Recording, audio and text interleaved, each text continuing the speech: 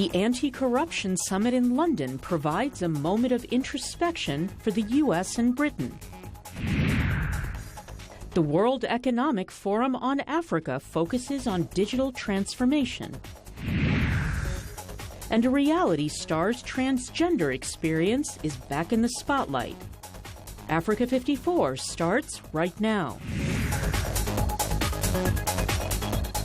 Good evening and welcome. I'm Vincent Makori. This is Africa 54.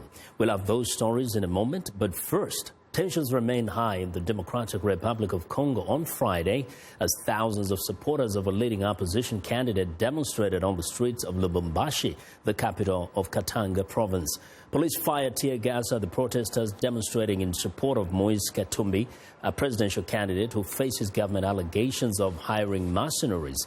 It was the third time in 5 days that police have fired tear gas at people in the streets showing support for Katumbi, the former governor of Congo's copper mining region, who is accused of hiring the mercenaries as part of a plot against the republic.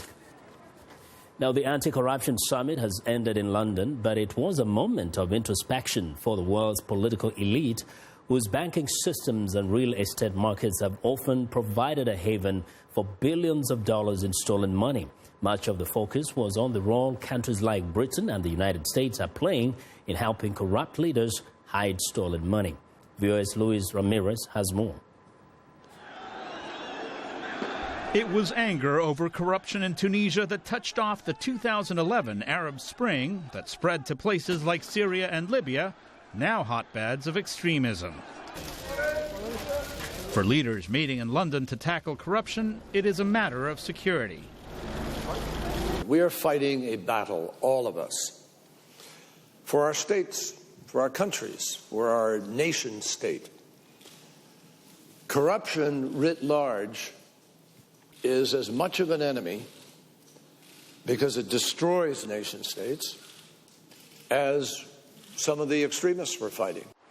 This is where some of the stolen money historically has ended up. This area of central London is known to some as Red Square for its Russian-owned mansions. Britain's leader said the onus is on his country to act. Why I think this matters so much is that I believe that corruption is the cancer at the heart of so many problems we need to tackle in our world. 10 years ago, summits like this would have focused on kleptocrats in the developing world. Anti-corruption campaigners saw this one as different. Rich countries took the blame. We're really thinking about the providers of the financial secrecy that don't just facilitate but actively drive corruption of different sorts all around the world. The leaders at the summit committed to expose and punish corruption. Cameron unveiled a plan to make public who the real owners of British registered companies are. Next comes the tough part. The real issue, I think, for the UK is whether it can put together both global leadership, as the Prime Minister is showing here in London this week on this issue, with also ensuring that it's walking the walk and talking the talk itself. Analysts say world leaders are worried about a loss of legitimacy that comes from seeing the rich and powerful evade taxes and get away with it. The London summit is a way to show that the political elite are doing something about it. Luis Ramirez, VOA News, London. Well, in East Africa, Somalia is protesting Kenya's plan to close a refugee camp packed with hundreds of thousands of Somali citizens. Somali officials say the move would increase the threat of militancy in the region. Kenya has announced that it is drawing up a timetable to close the massive Dadaab camp, despite pleas to reconsider the move by the United Nations and human rights groups. The vast settlement on the Kenyan side of the Somali border houses about 350,000 Somalis and other refugees taking shelter from conflicts raging across the region. Kenya says militants have also used it as a base to launch attacks. But Somalia's Ministry of Foreign Affairs says any move to close it would only hurt the refugees and possibly drive more people into militancy. Now, for more perspective on the possible closure of the refugee camps, joining us live via Skype from Nairobi is Mwenda Njoka, spokesman for Kenya's Ministry of Interior. Mwenda, welcome to Africa 54. Thank you, Vincent. Now, first, you've heard that, Somalia, of course, has protested against this move. Many people are saying, why now? Why now? There's no right time for some of these things. We've been hosting these people for the last 25 years, which is a whole generation. And they are come as a principal secretary, as a cabinet secretary, or the minister for interior said, there has to come a time when decisions have to be made. And the reason why we are doing it at this point in time is because we've seen, we had a tripartite agreement that was signed in 2013. It's coming to an end in November this year, and nothing much has happened in terms of moving these refugees. So the government decided in its wisdom to start moving them with or without international support. Question is, how realistic is this? I mean, you have hundreds of thousands of people. Where do you move them to, and how do you do it? Actually, as it is right now, when we signed the tripartite agreement between the government of Kenya, the Federal Republic of Somalia, and the UNHCR, the government, the government of Jubaland, the federal government of Somalia in Jubaland, had pledged some 10,000 acres of land for refugees to move in there, to be repatriated and settle in there. But unfortunately, we didn't get the kind of support we expected or that had been pledged for the repatriation. So right now, what we are saying is that at the end of the day, the government of Kenya has to take responsibility and take charge of this situation by moving these refugees. And many of them are willing to move to that area. And that's what we are going to do in the next couple of months. Now, how about those who would tell you that some were born there, some are young men and women who don't know any other place other than Dadaab or some part of Kenya? Vincent, if you have been, I wish you had been to Dadaab, but I'm sure you've seen images of that place. It's not a place, nobody wants to live in a tent, in a place that is desolate. It's completely, it's not a nice place to live, even for them. It's actually, we are doing them almost a favor to, at the end of the day, to move them to a place where they can be able to call home and settle. In a few words, so this is going to be like a long-term thing. You can't accomplish this in a few months, right? We are not going to stretch it for a very long time, but what we want to do is, because we've seen that the tripartite is coming to an end by November this year, we want to ensure by that time we have moved a significant number of refugees back in Somalia and other parts. And the reasoning for this is because it has also been a security threat to the country. The refugee camps have been used as terrorist training grounds, as terrorist planning grounds, and also places where they have shares of arms. It becomes even difficult for us, even as Kenyans, security people, to go and visit the place without armored personnel carriers. Okay. Mwenda, thank you. We'll be watching closely as you implement this plan. Thank you very much. Thank you. Well, Mwenda Njoka is the spokesman for Kenya's Ministry of Interior. Not too far from Kenya, U.S., Canadian and European delegates staged a silent protest during Thursday's Uganda's presidential inauguration ceremony in response to the presence of Sudanese President Omar al-Bashir, an indicted war crimes suspect. U.S. State Department spokeswoman Elizabeth Trudeau says Uganda is a member of the International Criminal Court and is supposed to detain and turn over to the court any indicted suspects on its soil. But in his speech, President Yoweri Museveni openly voiced his disdain for the court. Trudeau says the United States was concerned about Museveni's remarks disparaging the ICC. We believe that walking out in protest is an appropriate reaction to a head of state mocking efforts to ensure accountability for victims of genocide, war crimes, and crimes against humanity. Well, Thursday's swearing-in ceremony was Museveni's fifth. He has been in power, in fact, for 30 years. Now, Nigeria is pledging to crack down on armed nomadic herders accused of a series of brutal raids against communities across the country. Chris Stein visited the site of a recent attack in Enugu State. Nomadic Fulani herders and their cattle are a common sight across Nigeria. But are they the country's next great security threat? Bloody conflict between farmers and herders is not new in Nigeria's countryside, but a series of deadly raids this year has sparked a backlash. Demonstrators in the Enugu state capital chanted, "The Fulanis are killing us," after an unidentified band of herdsmen attacked this nearby village in April. Police say 15 people were killed. Patrick Eze says the herders chased him into the bush with a machete, They have been killing people. They have been killing people. They have been raping women. They have been pursuing people. Villagers say the feud started 6 years ago after herdsmen killed a farmer who had set a trap that wounded a cow. Before the attack, I know that there are so many cases of killings and destroying cows at that area. But all that cases were reported to the police. The two sides exchange accusations. Farmers say cows are trampling their crops, but herders say farmers plant in areas set aside for grazing. Tensions are heating up as desertification pushes more herders further south.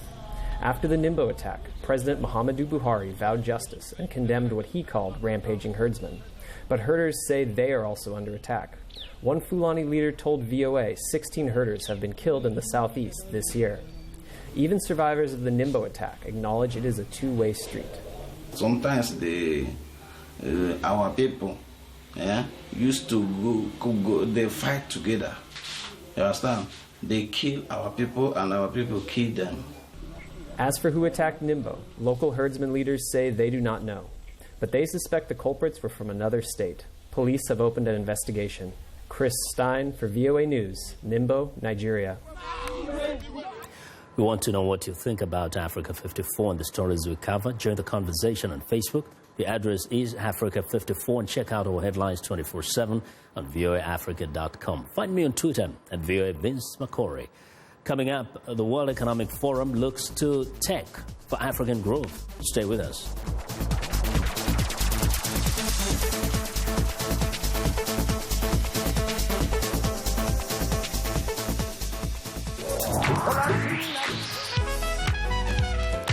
I wanted to present music and a side of American culture that is most important to me, that is a part of who I am. They're going to get some incredible performances. That's one of the things I love, bringing these artists in so you can get to see them do what they do. It's soul music, and that's what music is. It's that which comes from the soul.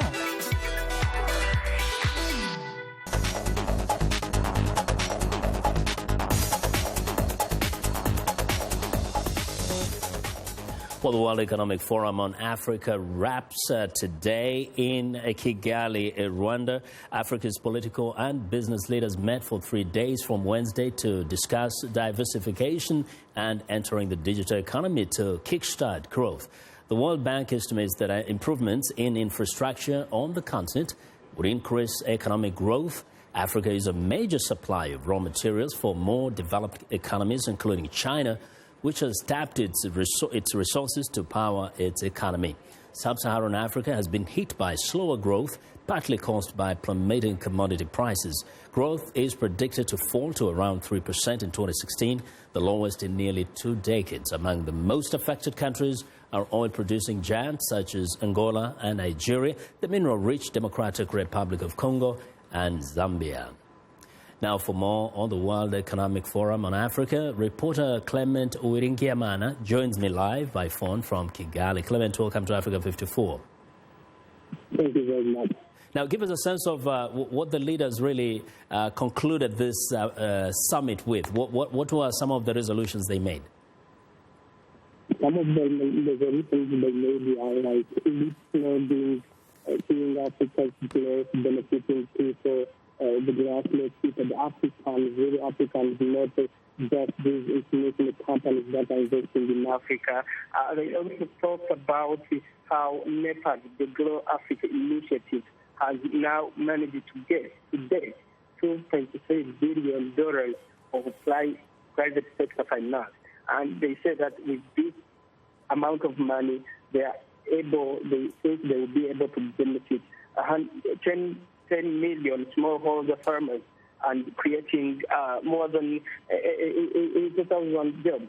This is one of the things they put emphasis on because they are saying African youth are unemployed, and some of the participants even saying that Africa's growing population might be a doom if nothing is done.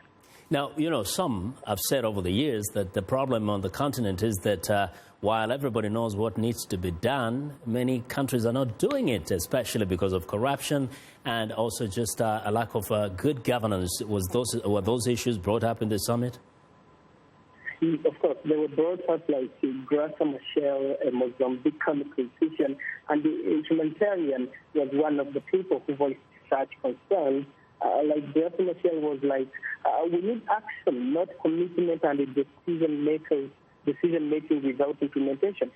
She was like very angrily saying that Africa has been deciding, putting implementation commitments there, but without implementation. And the same statements were made by like Winnie Byanyima, this is the executive director of Oxfam International, who was saying like, let's see, like from between 2003 and 2009, the Nigerian oil has benefited only 10% of the population, and other people in Nigeria are poor. So all people in the forum were like, you government should really work out your commitment and your decision. Well, that sounds like something that makes a lot of sense. Thanks a lot, Clement, for joining us today. Clement Wiringiamana, reporting live from Kigali by phone. Well, in business news, the West African Regional Stock Exchange was the top-performing exchange in Africa in 2015. In New York, Africa 54 business correspondent Jill Malandrino is with CEO Edo Emenwemve to discuss the current economic state of the continent and how the exchange is attracting U.S. and Western investment. The West African Regional Stock Exchange was the best performing exchange in Africa in 2015. Explain to us why it's been so successful. Thank you. I think that there is three main reasons for that. The first one is the integration of our region. The BRVM is the only integrated stock exchange in the world, shared by many countries. The second reason, I think, is the performance of the economies of our state members during the last 5 to 3 years. The average GDP growth of the Union is about 6%, and we have in Ivory Coast and GDP growth about 9%. Right. So I think that this economic performance was favorable to the stock exchange. The last reason is the monetary stability of our Union. You know that the CFA is pegged to euro, so it's like a kind of protection for investment in our region. What about weaning off of commodity dependency, though, because there has been a lot of growth and it lends to the GDP, but there's also a global slowdown in crude oil prices. Where else can the economy grow? You know that the African countries, especially the Francophone countries in the West African Monetary Union, are not dependent on oil. We are most importers than exporters of oil, if we take the case of all these Francophone countries. So we are not affected by the decline in the oil price. Right. And one of the most important material we export also is the cocoa. You know that Ivory Coast is the first producer of cocoa in the world. So the price of cocoa is doing well during these last years, and this benefits to the Ivorian economy. Right. So we don't have the same effect of the decline in the oil price, in the raw material demand, in the demand coming from emerging countries like China, right, as we can have it in Nigeria, in Kenya, Angola, and so on.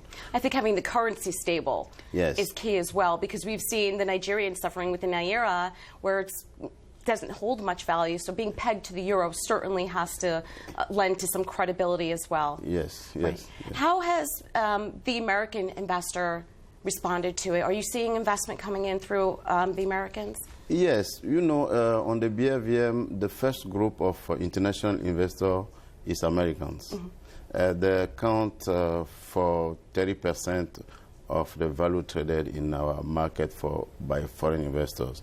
That is very important. So we have a kind of dialogue with them to, first of all, update the information on the macroeconomic of our region. We also give them some information on what is going on the stock exchange and what are the outlook, and the pipeline of IPO for the next years. We see a lot of interest, but they have some questions on 2 to 3 very important points for them. Right. The first one is the transparency of the market. They need more transparency in IPOs and so on. They also need to have more information disclosed by the listed companies, and we give them an assurance that we'll work on that very, very quickly.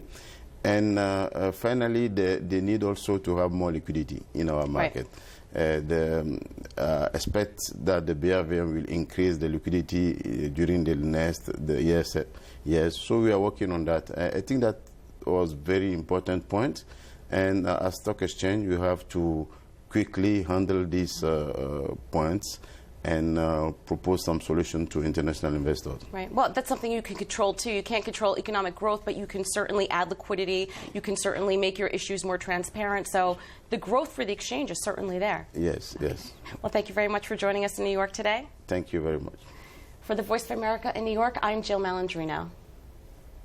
Well, it's time now for a short break. Still to come on Africa 54. Is the world's most public face of the transgender movement having second thoughts? Well, we'll be right back, I'll tell you.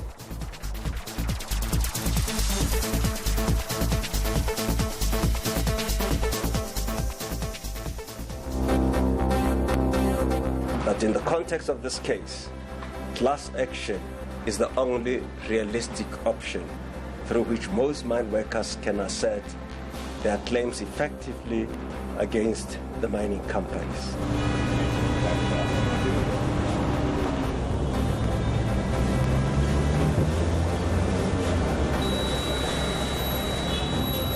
Everybody should accompany and support the transitional government.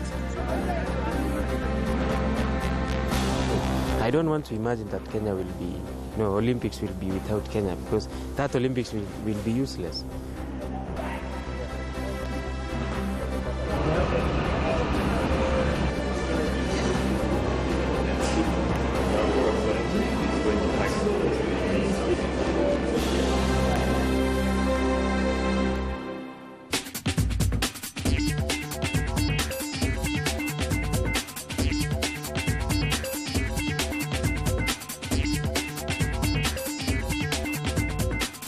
Welcome back to Africa 54. Here's what's trending. Will she or won't she? Now, a representative for Caitlyn Jenner says reports that the Olympics gold medalist and reality star is thinking about detransitioning back to a man are idiotic.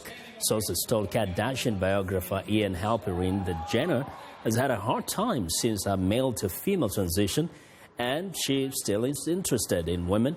Jenner told Vanity Fair last June that she panicked after her facial feminization surgery and thought, what did I just do? What did I just do to myself? Now, the former Bruce Jenner is the father of trendsetter Kylie Jenner and model Kendall Jenner. Well, next up, it's time. Stockholm is ready to welcome Europe's annual musical extravaganza as it plays host to the Eurovision Song Contest.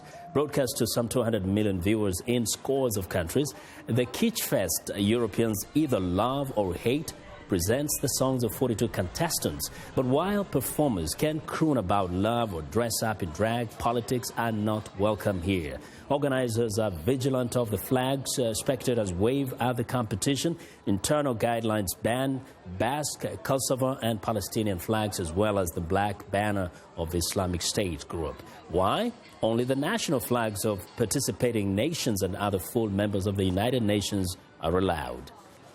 And in other music news, rapper Azealia Banks has been suspended from Twitter after posting a series of racist tweets directed at pop star Zayn Malik. Banks accused Malik of copying some of her looks in his latest video, Like I Would. She then called him the N-word and insulted his Pakistani background.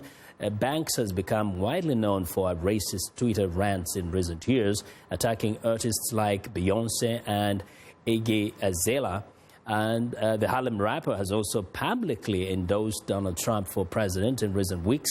In response to Banks' rant, London radio station Rinse FM announced on Twitter that they have cancelled a headline appearance at its music festival this summer. And that is what is trending today. Well, we end our show this evening with the music of J.C. Kibomba, a rising popular artist from Goma in the eastern part of Congo DRC. Here's the song Kanga Joni. Good night. She said Kibomba music est full. Yoga, Justin Sanganya. Mikala mizali kolekae, tozali konona, momesano l'un pour l'autre. Ah ça j'adore. Montagina Portugal. Totangi va penser. C'est facile de piger oyo moninga zolinga avant que otuna maman. Parfois nous nous agaçons un peu. Peut-être que parfois nous nous prenons pour acquis. C'est Kabing Wandala. De temps en temps comme aujourd'hui, nakanisi puis na réalisé. Lolenge nazali chasseuse. Sabrina Bologna. Kokaba vinanga ina mobali formidable que je jamais rencontré. Ya Nene Anangi. Elvis Nyangezi. Nalele Bolino. Docteur Yves Machako. Sans cesse ozo fascine ngayo. Ozo inspire nga bolingo a gogo. Objet de désir nangayo. Raison principale existence à moi na moto. Nalela bolingo mama. Evelina Anita lobela ye. Jise Kibombo kabinga yemela ye. Atana mosika na pemisaka makambo. Atana zali te sina yeba o. Alela ayo. Ayole. Roger Moutou à Washington. Si tendrement nalela yo. Na boy nanga ikonyokola yo. Président Anthony Moussafiri. Et kokiozala jamais. Souena ngayo. Manager Dona Mubalama. Losambo nangai. Epai ya yawe. Bomboy na yo. Ezala ya malonga. Ina dimension yo ba mortel. Pas comme un hôtel. Raoul Craig et à maman Jolie Bamba. Elvis Nyangezi. Et sali mikolo mingi nana eprouva ba sentiment aussi profond. Nandengo yoti. Nazangi ya kosala na ya koloba. Affirmation eza moko e. Nasali sondage du plus profond de moi. De tout mon cœur nalela kayo. Bona yebi. Bien que nalingaka nasepelaka lolenge osalaka nga.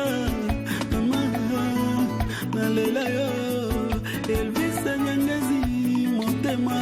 Bangai moko. Bilanga territoire na ngai.